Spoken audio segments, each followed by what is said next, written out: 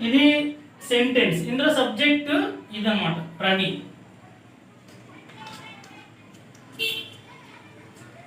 ఈ మొత్తం ఇది హెల్పింగ్ వర్బ్, ఇది హెల్పింగ్ వర్బ్. ఈజ్ అన్నది హెల్పింగ్ వర్బ్. ఈ ప్లేయింగ్ అన్నది మెయిన్ వర్బ్.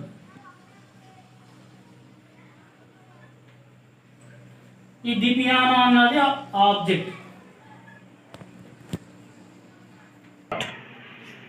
రవి సబ్జెక్ట్. అంటే సబ్జెక్ట్ అనేది యాక్షన్ని పెర్ఫామ్ చేస్తారు. ఎవరైతే యాక్షన్ చేస్తున్నారో ఆ సెంటెన్స్లో అదే సబ్జెక్ట్.